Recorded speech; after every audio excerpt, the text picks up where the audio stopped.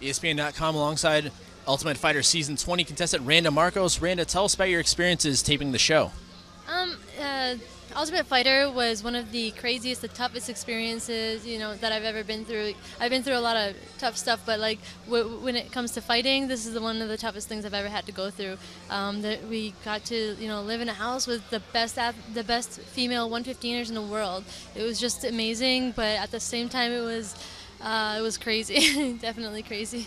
Now, you were the lone Canadian on the show, but you're not born in Canada. You were born in Iraq, coming over at age 3. Tell us about how those experiences from your childhood, how those kind of things helped you for living inside the house. Well, I've had a pretty crazy, tough childhood. Well, I wouldn't even say I had much of a childhood growing up, but it made me really strong. It made me, find myself at a really young age and discover, certain things about life and people and how to face things. So it made me a really strong person.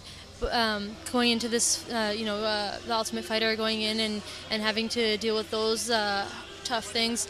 But yeah, it definitely made me stronger mentally. I was able to face things that certain people couldn't. So yeah, it just made me stronger mentally. So you're jiu-jitsu, you're very strong. How did you eventually get involved in mixed martial arts?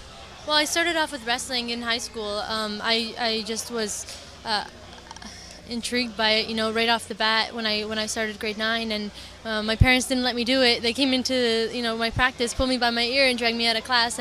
But I was like, no, I love this sport. I continued doing it behind their back, and eventually I ended up doing the jiu-jitsu because it was so similar to the wrestling, and I picked it up right away. And then I watched my first live MMA fight, which my husband was fighting in, and I just loved it right from the start, and I had to get in there and I had to fight, and ever since I've been nonstop with it.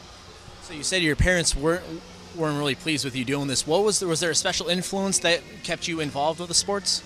It was just like the family setting, with the gym, with the classes, with like my coaching and everything. They were really like helpful, and they really wanted to see me improve, and I liked that. Somebody actually paying attention to me, somebody actually, telling me that I'm doing good. I'm something positive in my life, and that really had me like stuck to it and really attached to the whole wrestling thing. It didn't really matter what sport it was, I think, to me, but just because I kind of liked the wrestling right off the bat, and it was like you're just yourself. When you win, you have yourself to look at, and if you lose, you have yourself to blame.